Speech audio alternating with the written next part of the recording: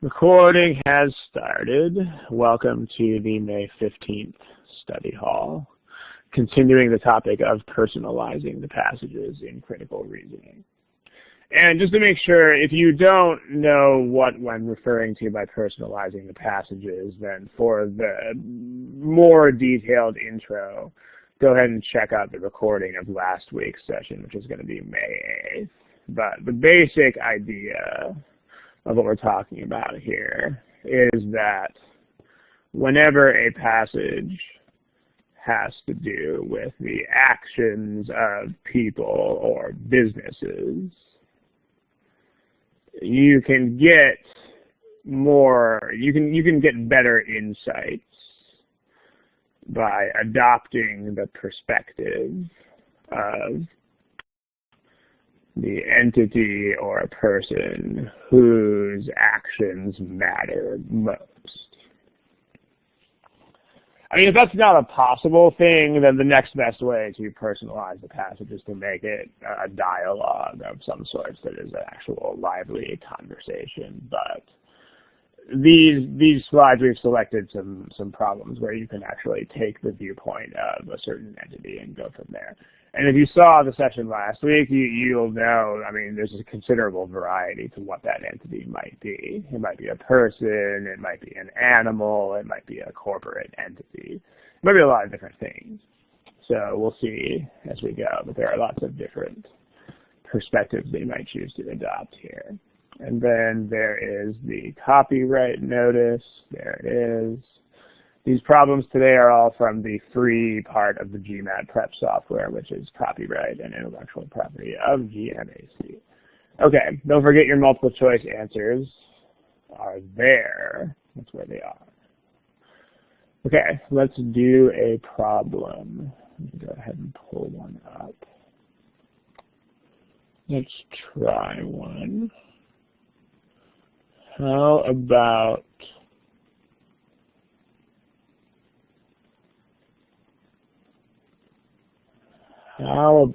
this one right here? And remember where those multiple choice answers are found. There they are. I'll give you a little bit of time for this one.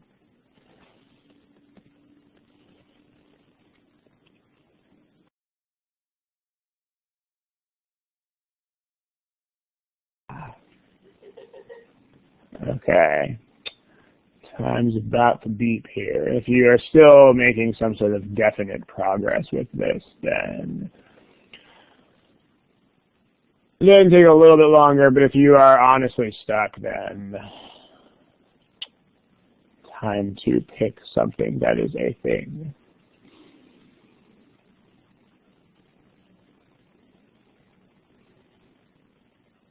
Okay, still a couple of you guys who don't have choices picked. There's Abhishek, Kyle, Nipur, and then a couple of people who are not logged in right now.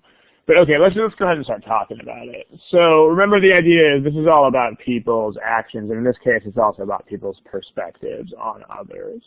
So one thing, I mean, what you should do with these things, it's not going to be the same from student to student, but what you should do is you should play around a little bit with different orders in which to read these things and process them. In general, you always want to read the question first, no matter who you are and no matter what you're doing, because this is where you get goals from. You know, if you haven't read the question, then it's very difficult to understand what's going on at all. So, but once you have a goal and you understand what you're trying to do in general, here's something you might want to try to do, as opposed to your traditional just reading it through once and then going from there. Something you may want to try, this is sort of a mirror of how I would personally scan these things if I were going through them. It doesn't mean you have to do it, it's just something you might want to try. Where first you read the question, that gives you a goal. It's like when you read an encyclopedia article, you don't just read straight through it. You go look for something that is a thing that you can look for. Same sort of thing here. Find a goal, concrete goal, something to look for. And then what I would do with a situation like this, not with passages that are entirely about weird scientific abstractions and stuff, but at least stuff like this where it's corporations and people and, basically human interaction of some sort or another, is I would browse the passage and see who the players are, so to speak. And then I would make some sort of attempt to decide whose actions or perspective is most important to the outcome. And then I would think about reading more slowly and carefully from that perspective. So this is something worth trying. I mean, at least try it on and see if it works for you. All of this is ultimately a matter of take what works for you and leave what doesn't. But let's do this. So we're thinking about some sort of compromise that's described here. So we'll figure out what that is later. But we need to basically justify a plan that is going to be stated in the thing. So who are the players in this paragraph? We're not reading this totally thoroughly just yet. We just want to see who is involved. So who or what entities are involved here. So you've got executives. You have the corporations themselves. You also have external businesses. Let's just go ahead and highlight some of these things that are in here. And then don't forget the employees within the corporation itself. So you got executives, you've got external businesses, and presumably the people in those businesses, those people are the outsiders.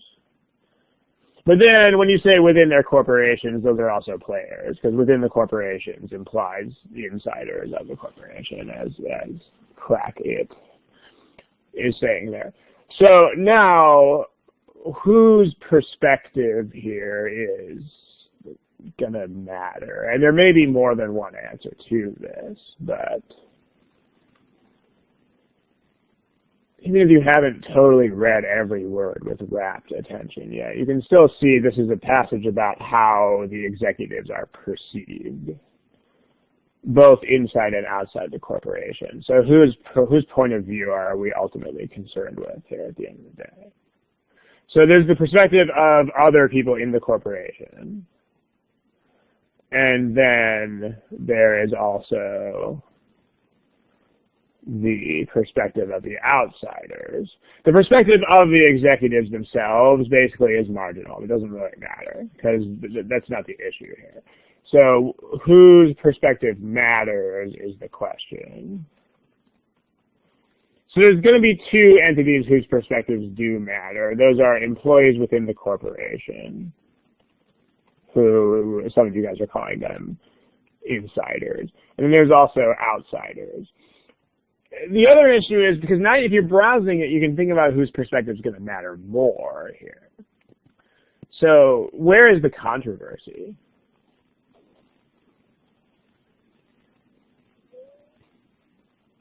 Like, which of these perspectives is presented as pretty much one-sided and not really much subject to debate?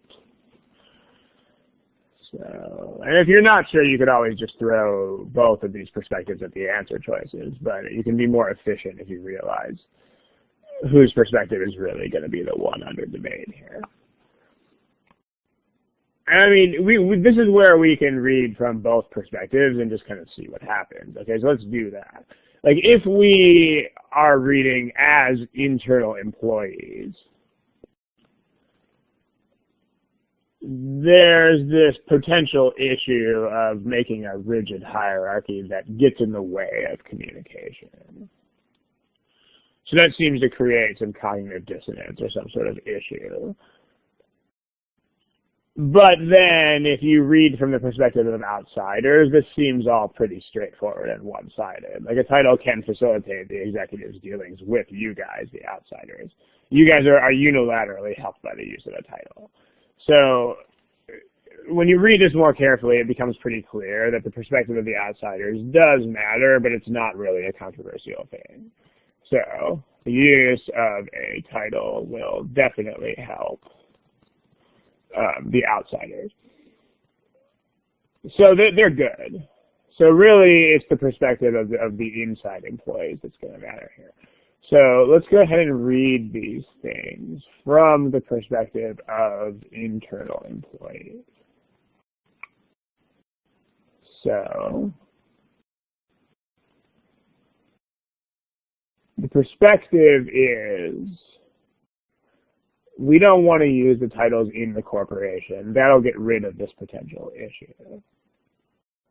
So we need further support here. We need another reason from the standpoint of internal employees. Like, why else would it be good? So another thing that can help for you to do is to create a concrete question that you can toss at the answer choices, just so you can keep a goal in your head. So a concrete question that you can throw at the choices: is this plan a benefit for internal employees? Or also, the other way to support something besides showing that it benefits them is to also show that it doesn't hurt them. So, does it not hurt internal business in a way that it potentially might? Because that's always a thing too, right? I mean, if you stave off a potential problem, that's just as good as actually having an extra benefit. So, right. So Angelica says, from employee perspective, yeah, right. That's a problem when you're thinking about this. Because you're thinking, you know, I mean, employees inside the corporation, they don't live in a bubble. So, you know, when you read this, again, the more, like, if you think about this from the standpoint of an actual employee, you're going to think, you know what, guys, I'm not stupid. I mean, even if they pretend not. Yeah, exactly. Like, the exact same thought. And when you think from that standpoint, a lot of you will have that thought too. Like, they might take that 4-word title off of their name tag. You know, they might just be Susan instead of like VP of Marketing Operations. But we still know that when they go out off campus that they're using these titles, right? So that might be a thought that you have. So if you have that thought, that's going to be what they go for here. But even if you don't, you still have this concrete question that you can throw at the choices, right? So only small corporations can preserve an atmosphere of mutual respect and high regard, blah, blah, blah, blah, blah, blah, blah. What does this mean to, and then the question that you will always hear me throw at everything when it comes to critical reasoning. What does this mean to a 10-year-old? There's a lot of big words in choice A. What does this mean to a 10-year-old? Can anybody explain that to me? As a 10-year-old, I definitely don't know what out of scope means. I mean, that's one phrase that, honestly, as a longtime moderator on the forum, I get a little bit irked by seeing people throw that phrase around so much, because it's not a particularly helpful phrase in the sense that, I'm kind of going off on a tangent here, but when people say out of scope, they mean one of two things by that. The first thing they mean is anything that's not written in the question, which is, unfortunately, an incorrect perspective. I mean, a lot of things that are essential are not actually mentioned. So if people say out of scope to mean strictly what has been brought up, that's not workable. The other way people use it is to mean anything that is relevant at all, but then the problem is you wouldn't know what was in or out of scope unless you already knew how to solve the problem. So, meaning this whole phrase out of scope is kind of jargon that doesn't terribly help anybody. So I would suggest staying away from it and staying with stuff that your 4th grader would understand. So yeah, what that means is if you know, I mean, inferiority is still kind of a big word, but we're getting there. Yeah, I mean, they don't. I like the way that Angelica puts it, where, and I can make it, I can take what she writes and make it even simpler by saying that, because I mean, rigid corporate hierarchy here. That refers to using what things? What is that in one word?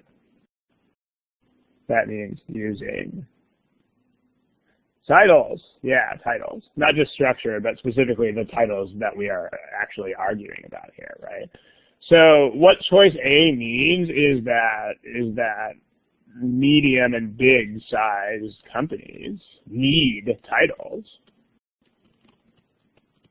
So this choice goes exactly the way that you don't want it to go, because we are talking about not using them.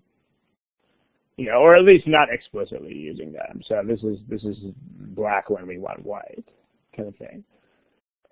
B is, it's probably even more clear without even rephrasing choice B that it's the wrong way as well, because B says that using a title will actually create additional respect among insiders, which is, again, a reason to use titles. We're supposed to be justifying a compromise in which titles are not used. So this is, to say the least, far from ideal. C says, even if you know that they use them off campus, you don't care. It's not going to rub you the wrong way. So in other words, there's not going to be negatives from outside use of titles. Yeah, and then that's Angelica, that's almost what you exactly predicted earlier. So this is definitely the choice that we want. Because it staves off, it's not necessarily an extra benefit as much as it rules out a way that would potentially hurt internal business. As far as D is a lot like A. I mean, here we are back to cheerleading for the idea of using titles again. Like, just basically, in terms of how would I explain this to a fourth grader, I would just write that. Titles equals good. And then E, although many of them don't like them, the vast majority have no qualms. Well, this is the people whose perspective we don't particularly care about. Because it's not the perspective of the executive that matters here at all. It's how everybody perceives. It's how everybody else perceives the executive. So, but notice what is the most important step of this, at least from the way I'm constructing it in my own head, at least, and from what I've seen work for a lot of students, is answering questions like this one. You know, which is not going to be any sort of, it's not a rigorous, methodical thing, and so you're not really going to see it represented as such in things like books and strategy guides, but because it's particular to these questions where you're actually considering human interactions and so forth. But make sure that you take the time to think about this whenever it comes to any questions like this. So, nice. Any questions about this, feel free to put them in the chat box. If not, let's take a look at another one. Let's see. How about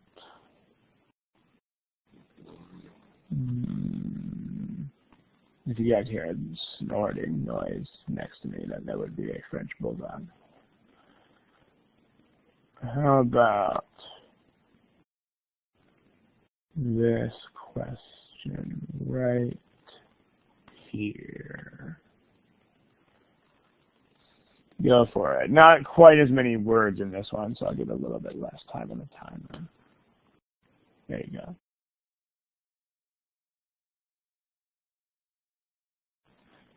Okay, again, if you have a concrete goal and a solid perspective, then you can keep working here for a little bit. If not, then let's hit it and quit it pretty soon.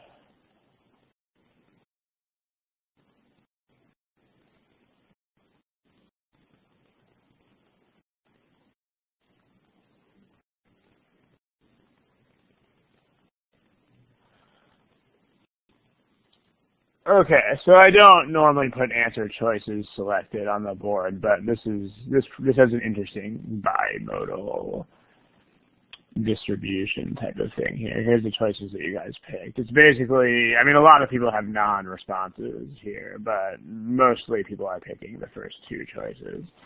So those are going to be the ones that we'll spend more of the time talking about here. But what is, I mean, if you read the question first, this is not terribly specific, but at least you know that you're going to be looking at, it's the same kind of thought process as weakening something or trying to pick out holes in it. So what would make someone's case better or worse here? So now let's talk about what's happening in this thing and see whose perspective is going to be a thing. You have a columnist, but the columnist has an opinion about this, so that's a perspective. Who else is a player here in this whole situation? Which people?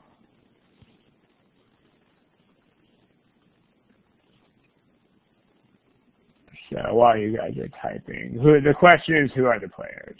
Like whose perspective should we adopt? Yeah, right. So who's involved? I mean, really, you've got only two people here, which are the columnist, and then you have this big long string of words. But this is basically people who might actually eat foods with this artificial fat. So there's not really much else in terms of perspectives here. So whose perspective is definitely more invested here? So whose perspective should you adopt? You want to be the people. You want to be the patients who are going to be thinking about whether, because the whole issue is about whether those people should put this stuff in their bodies. And that's clearly an issue that is going to primarily affect them. So you should be the person who might eat this stuff. The people who are advised to are I mean, there's one crowd of people that this artificial fat is targeted at, and those are the people I mean, if there's anyone else who might eat this stuff, then there's no controversy described here. So, I mean, even if this stuff might be eaten by random people, those people's perspective is not particularly trenchant here because they don't face any issues. So, but okay. So be the person who might eat this stuff because they have been recommended to do so by medical advisors, doctors, dietitians, whatever you want to call it. So, okay, now what is the situation? Let's describe the situation in terms that our proverbial fourth grader would understand. And from the point of view of the potential consumer of the product. So,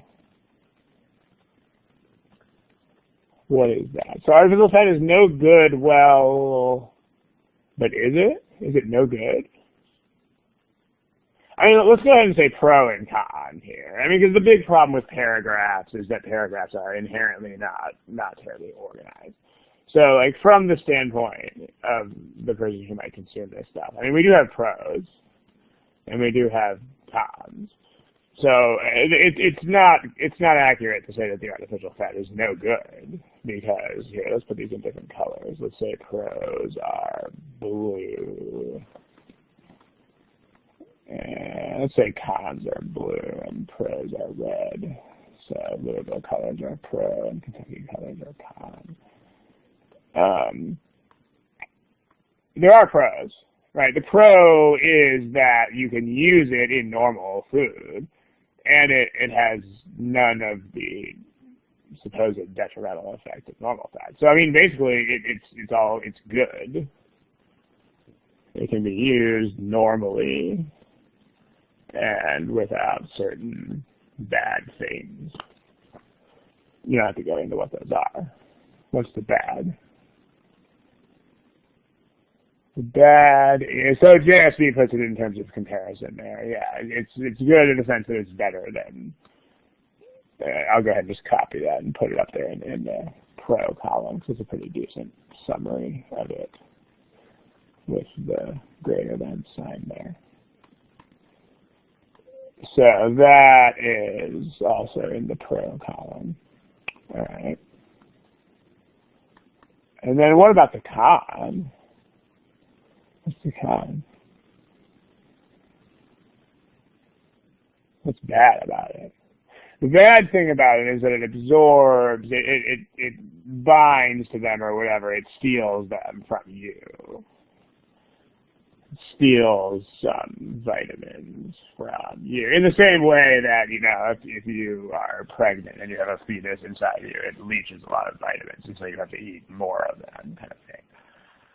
So, right. Okay, so this is your concern. And I mean, the pro is clearly a pro. So this is really going to be the issue for you, right? The issue is going to be what? Like, what are you going to think about? Because they are essential vitamins. They're not just random vitamins that might be sort of pro-salubrious, but you don't know for sure. I mean, these are vitamins that you actually need. So what are you gonna think about here?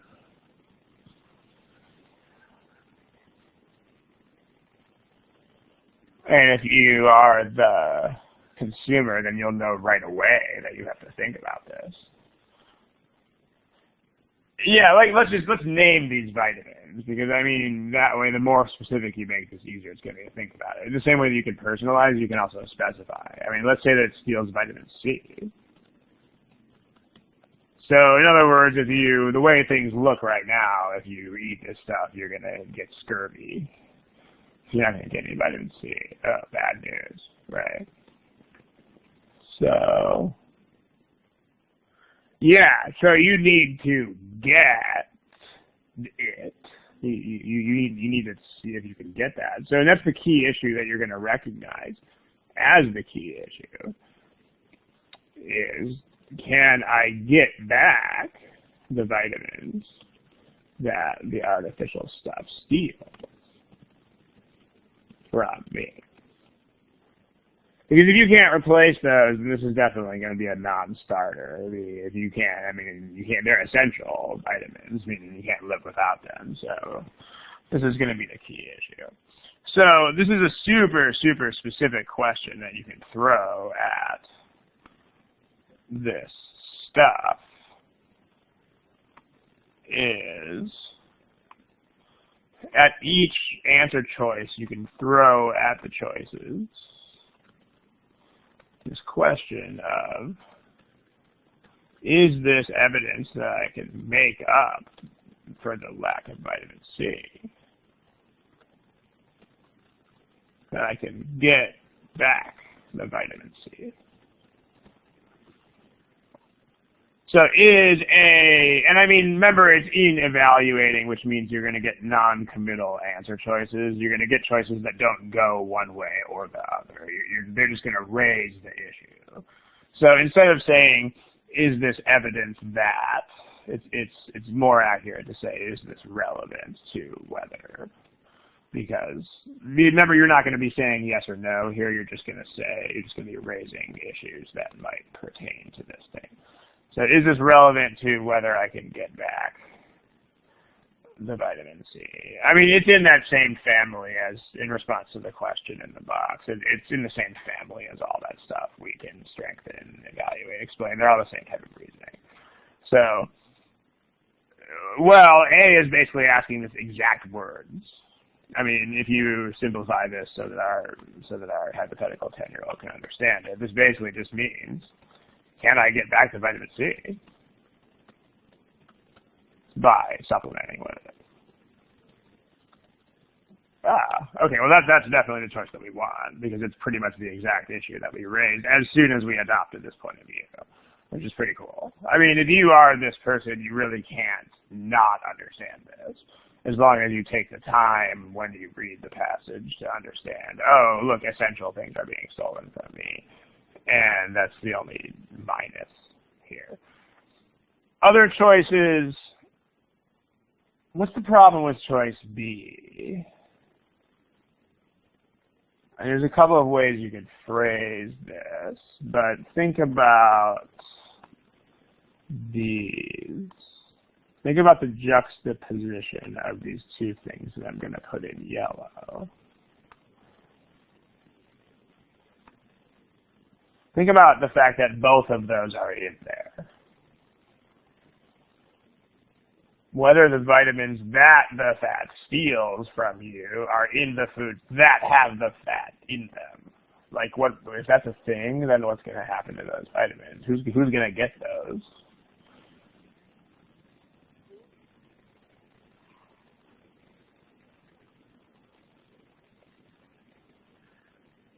Remember, you got this tug of war for these vitamins going on between you and Olestra or whatever, I guess, artificial fat is on the market. I mean, because A is saying, can you supplement in any way, shape, or form in order to make up for this? Presumably, you are not eating this artificial fat 24 hours a day or 35 hours a day or whatever. But can you ever get it back ever at any point is what A is saying, which is the relevant question. Whereas B is talking about exactly the one time when you would not get it back. Because if you, it's what KN says. It doesn't matter, it's still going to steal it. Because B is the only time, ironically, that it does not matter whether these vitamins are there. Because they are the vitamins that will be absorbed into, that will be stolen by the fat. So the only time you would not want to consume these would be right then and there, would be in the foods that have the fat, because then they'll just get stolen by it. They'll bind it and they'll take it away from you. You're not going to get it. So, yeah, you're going to have to eat these vitamins. You're going to have to supplement when you are not also consuming the artificial fat. So B, the problem with B is that it addresses the wrong thing. It addresses when you're definitely not going to get these vitamins rather than when you could get them. C, I mean, you guys are typing some things. I'll wait and see what you type. We'll treat the other choices while you do that. The low-fat diet is completely not the issue here because we're actually taking pains to make sure that people can eat fat. I mean, the whole point of this, if you think about it from this perspective, if you think about being this person, the only reason why you would even be considering this issue one way or the other would be because you don't want to eat a low-fat diet. It would be because you actually want to eat a diet with fat in it. And so you're debating whether to use natural fat or artificial fat. But this is not something that you're going to do if you're considering this issue. So this is, C is exactly what you are not planning on doing, and so it's not a thing. And again, if you are this person, you'll realize that. You'll be like, aha, I want dietary fat. So now that's why this whole thing is an issue in the first place. Whether there are any foods that cannot be prepared, it says that there are, in general, that it can be used. There may be exceptions on the margins, but as long as we know that it can generally be used in place of fat, then we're good. And then whether people can taste it, it might be tough nuts if it doesn't taste very good, but the substance of the problem is health benefits and health drawbacks and the potential danger of having vitamins stolen from your body, not how it tastes. So, Joy says, but I shouldn't have fat, isn't the precondition? I mean, it's not, because if you think about what we're doing is, they've been told to reduce fat intake, but what we're considering doing is, instead of doing this, we're thinking about using this artificial fat, which is kind of like a cheat. It's like a workaround. It's like being able to eat fat without having the effect of it, which is what this red highlight here is. So meaning you don't, if this is a thing that works for you, then you do not have to eat a low-fat diet. And that's the point of it. The point of it is that it lets you still eat fat. That's what you want to get when you read it. You want to get that it's a workaround. I mean, natural fats are what you're being told not to eat, but this new stuff, this new magic artificial fat, doesn't have the same negatives, and so it's not prohibited for the same reasons. Let me know if that makes sense. So we got one or two people with some text in their text box. Bethel, you've had some text in your text box for a while now. If you're actually typing something, then I mean, okay, you're not. Yes, you are again. All right. What if that has benefits? What if it does? And maybe you can tell me more of where you're going with that. What if it does? Okay. But what if it doesn't? I mean, you can't make up something like that and then reason from it. You know, I mean, if there's no indication that that is one way or the other, you can't just make it up. So, because if you counter with something like that, if you counter with something like, what if it does, I can just respond to you with, well, what if it doesn't? So that's not really an objection. You can't just make stuff up. Yeah, and you're still going to be getting fat anyway if you actually get the chance to use this stuff. But more importantly, you can't just raise random hypotheticals unless there is evidence for them in some way, shape, or form. So hopefully that helps. Okay, I think that's it for this question. No one is typing at this point, so let's throw another one at you guys. How about this? Something like this one you're going to have to read perhaps a little bit more carefully because you have some negatives in here and you have some, the wording is a little bit, at least in my opinion, the wording is a little bit less clear than it is on some of these other pages. So let's take a look at it. Food basket and Shopper King. Here's a timer for you. Go for it.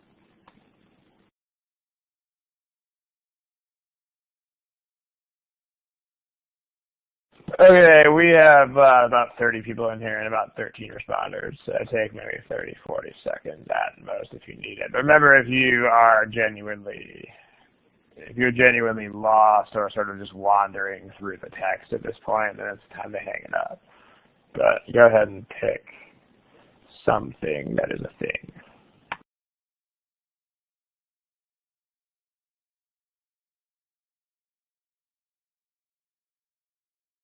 And just in case anybody needs a quick reminder of where the choices are located, that's where they are.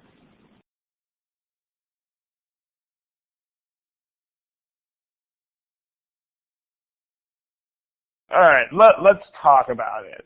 In this case, the personal perspective thing here is pretty straightforward because there is only one player, really. Who is that? It's going to be the shoppers at these grocery stores, right? So you be a shopper. Okay, you. So let's explain this in simple terms that our proverbial fourth grader would understand. Okay, they catch you on your way out of food basket store. And, you know, what I'm going to do here, I mean, grocery stores are different in pretty much every region of the country, but I'm going to use the names of two stores that exist where, or I'm going to type food basket and Shopper King, but I'm going to think about real stores that exist where I'm at. So I would call them Ralph's and Trader Joe's. If you're in, upstate New York, you could call it Price Chopper. If you're in the Bay Area, Safeway, whatever. But whatever helps you actually think about this.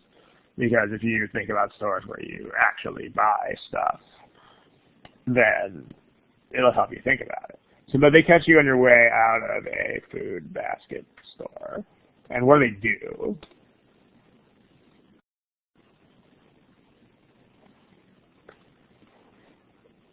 Someone tell me in a lot fewer words than they do.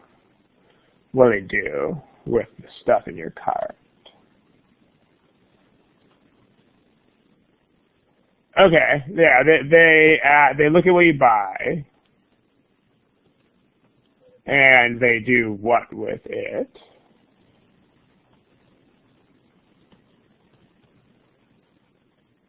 Yeah, they compare prices of your stuff between food basket where you actually bought them, where you just bought them,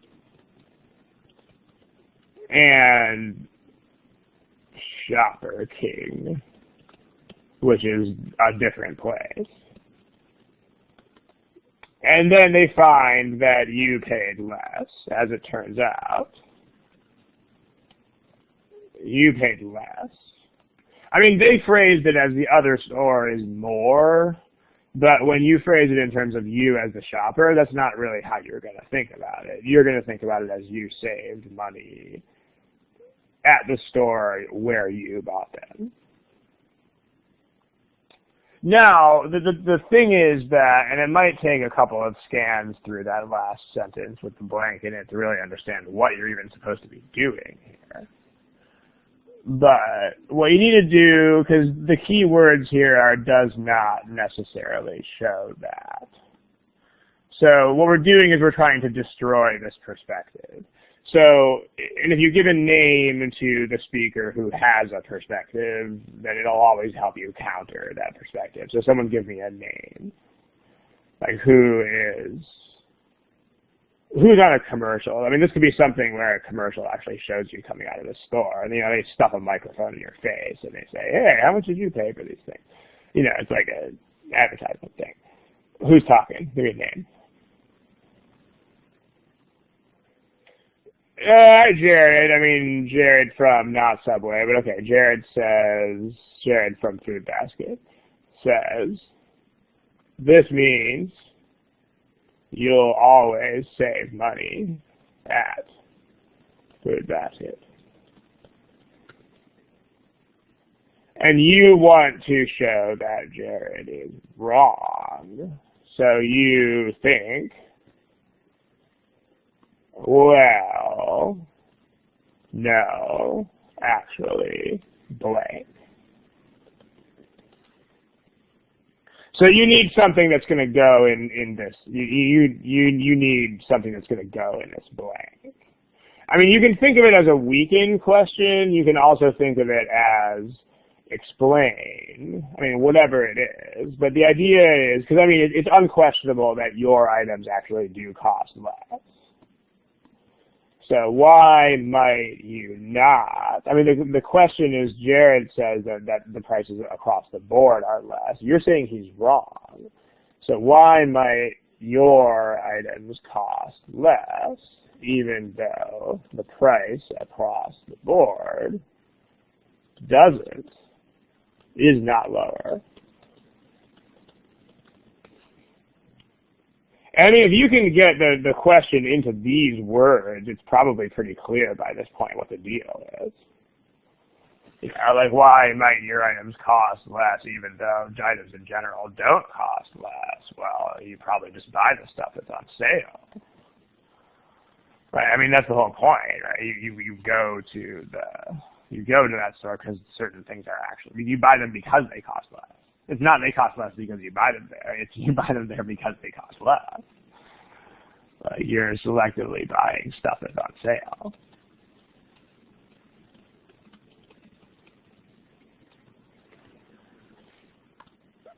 So yeah, I mean, that's kind of the only possible reason, because otherwise these statistics would contradict each other. Like the only way that you could get this to happen would be if you do what, at least in the U.S., what probably most grocery shoppers do, which is you buy the stuff that is marked down. So let's look for that. So this is, you look for markdowns on stuff and you go to whatever store had them. In other words, you go to the store where your preferred items cost less. That's exactly what we want. And again, if you take the perspective of the shopper here, this is a very complicated paragraph. There's a lot of stuff going on in this paragraph. There's a lot of words. And if you don't adopt the perspective of the shopper, this paragraph can get overwhelming and end with a quickness. But if you do adopt the perspective of the shopper, it's pretty much okay to follow. You know, you can see what's happening here, and you can follow it without a ton of unnecessary pain and indignity. So this is the choice that we want. Let's take a look at the other ones. For shoppers with more than 20 items, is this discrepancy the same way as they observed, or is it the other way?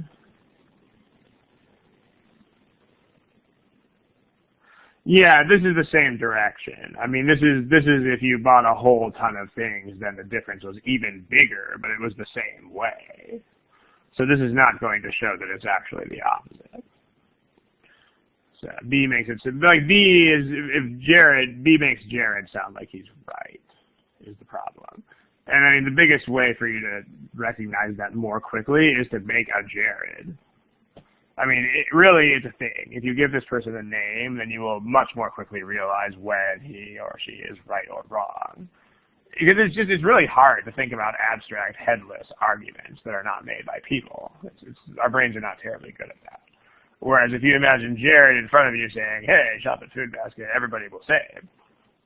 I mean, B makes it look like he's right.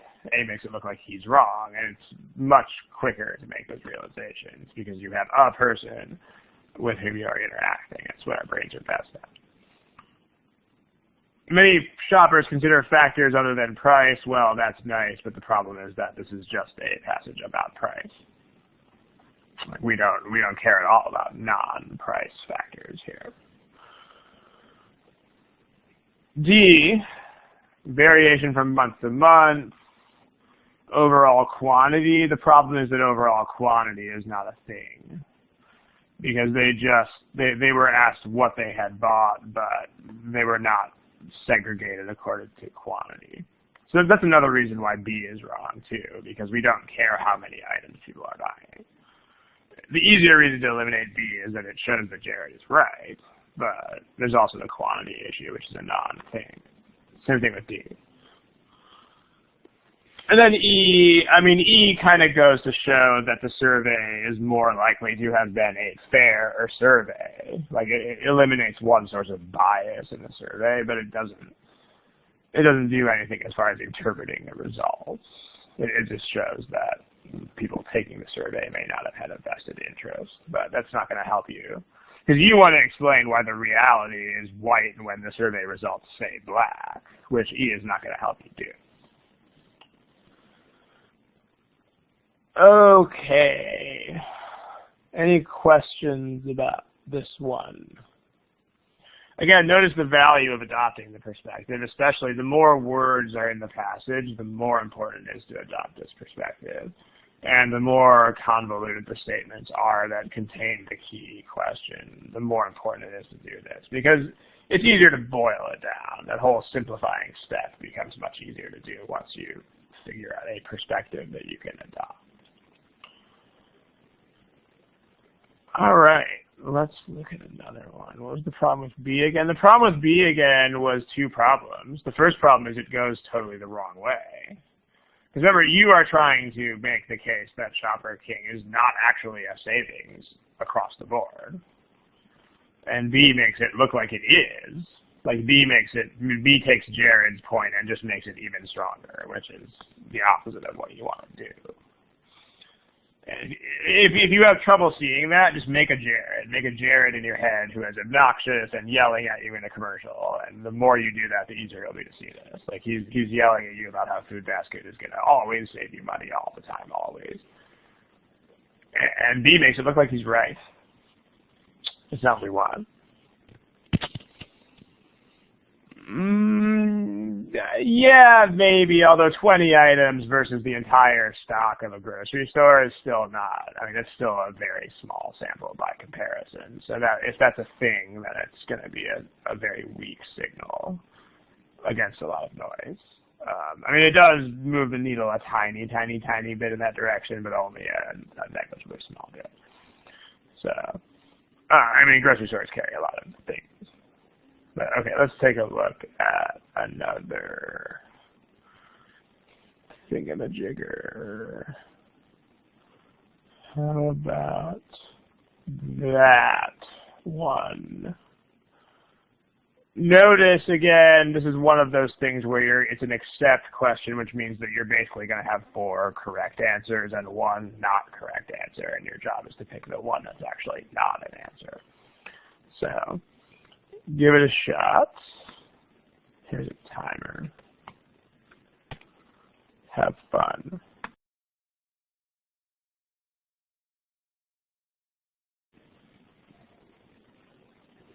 All right.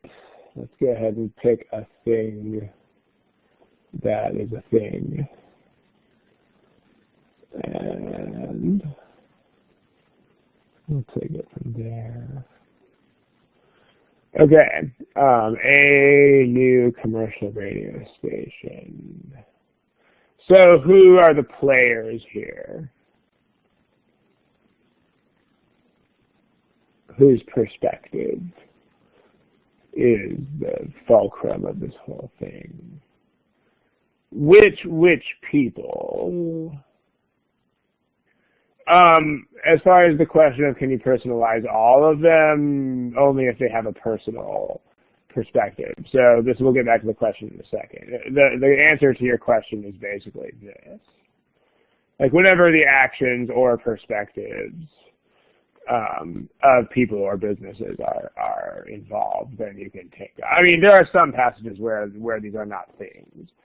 Like, for example, if you're looking at a per capita statistic and trying to tell why it's not the same as an absolute statistic, then that has nothing to do with personal anything. And if you're talking about, you know, proteins that are on asteroids that fell from Mars, then that's not really a truly personal standpoint thing either. So those are going to be tough. You can still personalize those by just pretending you're in some sort of dialogue, debate, conversation, whatever, and then you can attribute viewpoints to different people. But that's not as distinctly personal as what we're doing here. So, but these, I mean, these involve people and businesses, because you have, okay. So, all right, you've got the listeners, but there's another thing too, which JSB was the only one who mentioned, which is also advertisers. Notice the and here.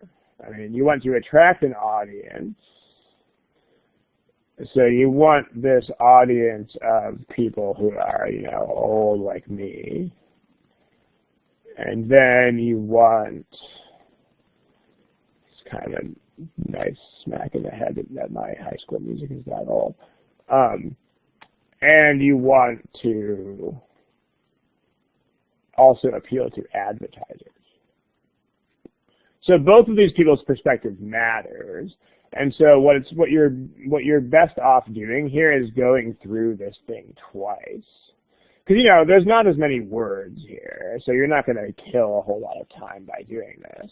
But if 2 or more distinct perspectives matter,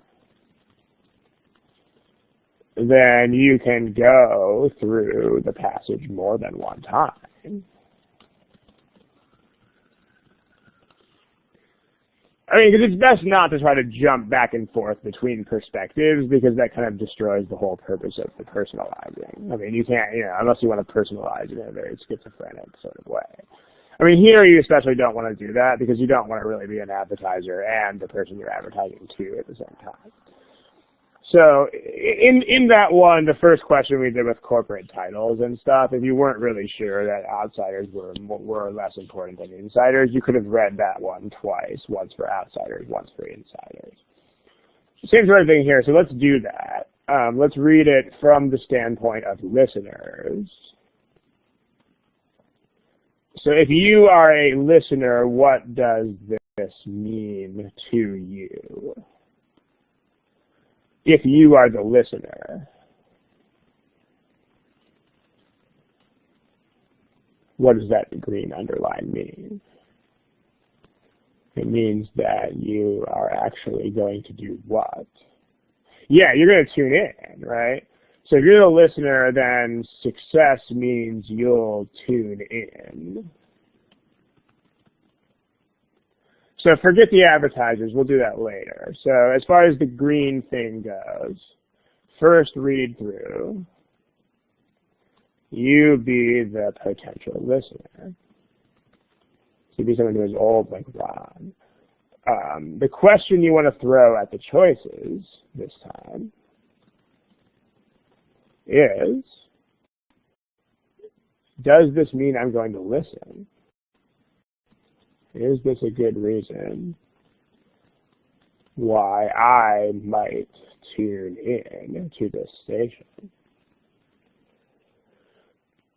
So A means I really like that music, so A is definitely a thing that means I'm going to tune in. Now, and remember what that means is we're eliminating it, so, because the ones that, it's the accept, so we'll cross that off in green.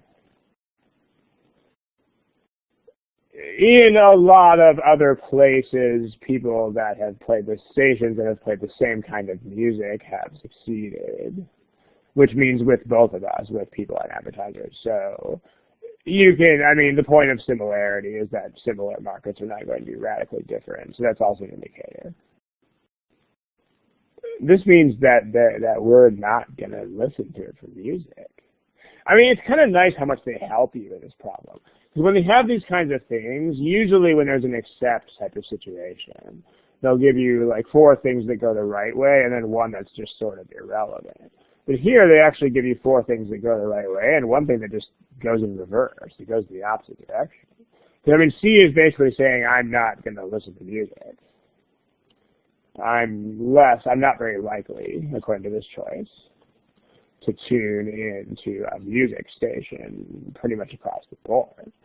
So that's actually the choice I want, but we'll still continue to read from the other perspective as a review thing. D, I don't care as a listener, so it's not really either way. And E says there's not already, in terms of explain this to my 4th grader, E says that there's no other station in town that I can already tune into where I can already hear this music. So this is definitely a reason why I would tune into the news station, because as it stands right now, there's nowhere for me to go if I want to hear this music. There's no alternative. So it would be a monopoly in the market. So, okay. So JSP, if that makes sense, definitely not irrelevant because this means that you've got you got an absolutely open market. Now let's read it from the purple standpoint. You be the advertisers. I mean, the ones we've already eliminated, we don't really need to go through again. But you be an advertiser. So now success means that if we underline this thing in purple, it now means something totally different. Someone tell me what this means if you underline it in purple instead of green. Like, what does this mean if you're the advertiser? Yeah, it means you'll get revenue. Like, you'll get business from advertising on the station. So C, again, implies that your target listeners are not even going to tune into the station. So C goes the wrong way for both of you guys. D says that the people who are tuning into the station are ready to spend money, which and are involved in purchases, which means that this is the prime target for advertisements. Like basically what D is trying to tell you is that these are the kind of people who will buy things, which if you are the advertiser is exactly what you want. You want people who will buy things to listen to the station. So, and if you go through with both of these perspectives, then C is, they're being remarkably generous to you here because they give you a choice that is totally counterproductive for both groups instead of just randomly irrelevant. So they're being kind of nice. But if you're going to get a takeaway here, you might have to read through it more than once from multiple perspectives. And if you got to do it, you got to do it. Okay, Rajesh, if the audio is choppy for just you, then no one else seems to be complaining. I think it's probably on your end, unfortunately. I don't have clue number one, how to fix tech problems. Yes, C is the answer number one. Okay, let's see, let's crank through another one here. How about something like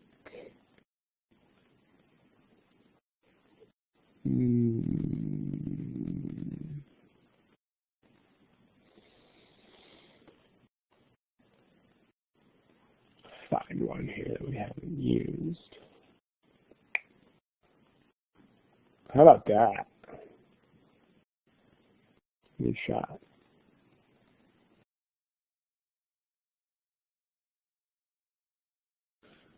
All right, let's pick a thing that is a thing pretty soon here.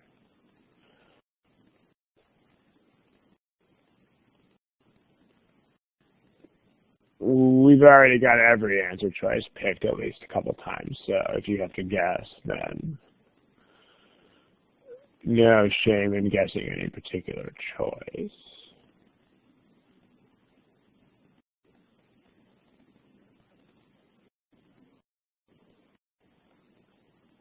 Okay.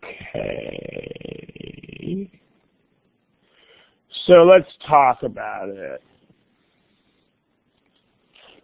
Whose perspective do you want to think about this from?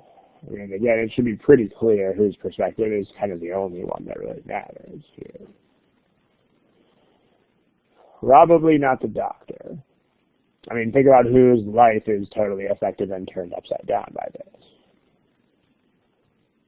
I mean, the doctor, if they have a good bedside manner, they're going to care. But I mean, the depressed patient is obviously more important here. So, unless everything is dollars and cents, right? So, but yeah, not the doctor's perspective. I mean, the people you're talking about, people who have severely debilitating mental issues. So those are the people that we care about. So viewing it from the point of view of the depressed patient, U equals severely depressed patient. You know, like full-on suicide attempts kind of thing. I mean, personalize it however you want. You know, you're Kurt Cobain or something. What is going on here? So the words in this paragraph are not as convoluted as some of the other passages. But let's take a look at it. So if you skip a night's sleep, your depression goes away. Yeah, it goes into remission, so like cancer does. And what the alternatives are, basically, they have lots of issues.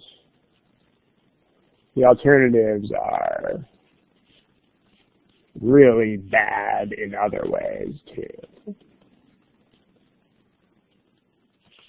So basically, the depression is really bad, and the alternatives are also really bad. So that makes this look really good by comparison with what we've been told so far. because everything else is really bad. So basically right now, this looks good, primarily because everything else looks really bad. Okay, well, and let's color code that to go with the comment. So what are we doing then? I mean, if we're going to explain, if you are the depressed patient, how would you translate these blue words?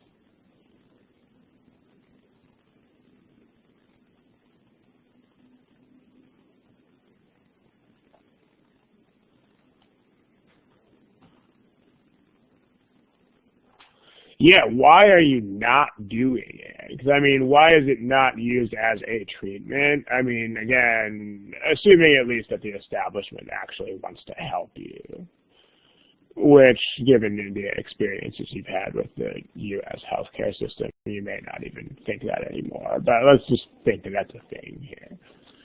So, if the system wants to help you, then why wouldn't you? In other words, like, what's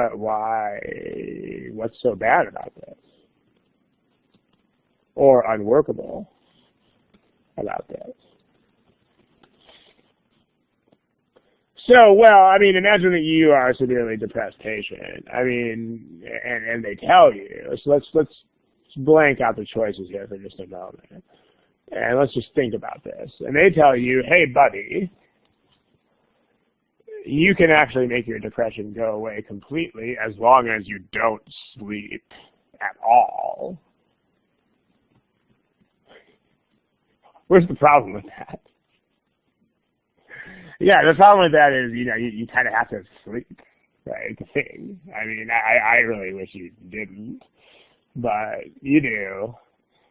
So, and I mean, just imagine actually being told that. I mean, like when I put it in those dialogue kind of words, it's probably really, really obvious what the problem is. But that's what this is. You actually want to, because imagine that some doctor is going to come up to you with a straight face and tell you this. And tell you, you know what, man, as long as you just don't do that pesky sleep stuff, then you're not going to be depressed anymore. You're going to be like, dude, well, I have to sleep at some point. So, just keep that issue in mind here. So, unworkable. So, A, a couple of you picked A. Maybe you just don't know what euphoria means, but euphoria is the opposite of depression. Euphoria is like, I'm on top of the world, amazing feeling. So that would be definitely not an argument against this. I mean, a sense of euphoria would be a nice added benefit, as long as there's no crazy come down from it, which it doesn't seem to indicate. So A would be a good thing, not what we want. B says it might be hard to do this, but it's not a downside. It just says that you might have some issues with compliance, but it doesn't argue against. I mean, keeping them awake is difficult, certainly pales in comparison to serious side effects or severely debilitating mental disease. I mean, I would take a little bit of difficulty in staying awake over these things if I was the patient. Because that's what B is. I mean, B is basically a value judgment where you just ask yourself, okay, which would I rather have? Difficulty staying awake, or severely debilitating depression / serious side effects. I think there's no question who wins that one.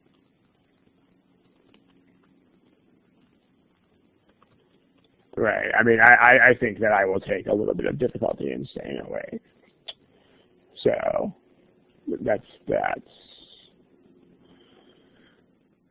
Yeah, so that's what's not, what Adam is raising is the only thing that's not already clear, is whether one night's sleep is the issue or if this is forever. So that's what's cleared up by one of the choices, which we'll get to. C says prolonged loss of sleep can lead to temporary impairment of judgment. But again, this is the same kind of issue that you're presented with in choice C. You got to ask yourself from the standpoint of someone with severely debilitating depression, like severely debilitating. You basically cannot live your life, is what severely debilitating means. Your other option is serious side effects of drugs and electric shocks versus, temporary impairment of judgment, like having, being a little bit buzzed. You're going to have a hard time arguing that this is worse. I mean, this is definitely not as bad as the existing options. So it's like B. I mean, it's a thing, and it's not pleasant and totally wonderful, but it's also not nearly as bad as this or that. Yeah, we're willing. It's a lesser of two evils kind of thing. In this case, it's the least of three evils. And then D says we don't know the origins of things, but that doesn't matter because we're only talking about what responds to what and what doesn't. I mean, as far as we're concerned, the mechanism could be pure voodoo magic. We don't really care. Like, we don't really care about the why at all. We just care about the what. We just want to know what works, not why. Because honestly, if you can lift their depression, they don't care whether it's brain chemistry or voodoo magic. They don't care. They just want the depression to go away. Yeah, and then there's also a conflict, as Joy points out. There's also a conflict between a night's sleep and prolonged loss of sleep. Those don't really line up. We're not guaranteed that this is going to involve prolonged sleep deprivation. And whereas E confirms that this is not just one night that you have to do. Because, I mean, when you read the original, it's possible that all you have to do is miss one night's sleep, and then you're a happy, smiley person. But E rules that out. Like, E says that this is only a viable treatment for as long as you can stay on zero sleep. So that's what that means. Like, the treatment will only work for as long as you can stay on 0 hours of sleep, which means that it's basically not really a thing. Yeah, it debunks the idea that it's only one night. It means you're going to have to do it forever, which just means that it's non-viable. I mean, it sounds like a nice plan until you realize that. Until you realize that it's not even going to kick in until you're already sleep deprived. And then only as long as you can stay that way. So it's non-viable. You can't maintain it. So you're going to still, it's not only that E is stronger than A, it's that E means that the treatment cannot work because you're going to go back to the full force of the depression. So what E means is that you're going to stay awake for longer than you should, you're going to be exhausted, and then as soon as you go to bed, as soon as you crash, you're going to have the old degree of depression back again. It's going to be worse. Like, you used to be just depressed, now you're depressed and sleep deprived. Not so hot. So, there you go. Again, D is not, because we don't really care about mechanisms, right? We just say that, mechanisms are not treated here at all. We're just saying there are treatments like drugs and shocks which do some things but do some other things that are bad. We don't know or care why. And then a study says that when this happens, we also don't know or care why. Like, the origins of stuff are completely irrelevant here. And yeah, Romit also, for a small percentage of depressed patients, also weakens the force of this. But You don't want to weaken the force of A anyway, because A goes the wrong way. I mean, A is black when you want white. Like A is actually a positive. So it's good to notice that as well, but the fact that it goes the wrong way already means that we don't even need to go there. But that is also a thing. All right, other questions? But it's good to notice those kinds of qualities just in case you should see them in another context. So, yeah. But notice how much it helps to take on the viewpoint of this person. Like if you are someone who faces a debilitating mental disorder and your only other options are electric shocks or drugs with serious side effects, then you're going to be pretty open to things like B and C. Those are going to be fine with you. And you're not going to care about D. You're not going to care about what your textbook says about this stuff. You just want to stop feeling this way. Yeah, and this sort of thing that Romy raises in the window is an issue. Like you have to be sort of schizophrenic about this. You have to be a different person each time a different perspective is thrown at you. But it happens. I mean, you're probably used to that with other tests, too, of just taking on a different kind of thinking when you do that. Temporary relief as a... I mean, euphoria is good, right? I mean, euphoria is not bad. Euphoria is good. So you've got all the stuff you had before about it, plus another positive. I mean, there's no way that you can twist A so that it's a negative. Yeah, okay, it's temporary. Yes, it's temporary, and yes, it's only for a small fraction of people, but it's still good. I mean, you can't, you're not going to, you can't argue that a good thing that goes away is suddenly a bad thing. I mean, it's still a good thing. So... Again, just make sure that you're a 10-year-old here. You're not over-analyzing and over-twisting and doing multiple steps of reasoning. You're 10 years old. Things are either good or bad, smiley face or frowny face, and that's kind of what it is. Make sure you don't go much past 1 or 2 steps of reasoning here. Yeah, I mean, A is totally a pro, and that's what it is. It's a pro. You're not going to get that to be a con.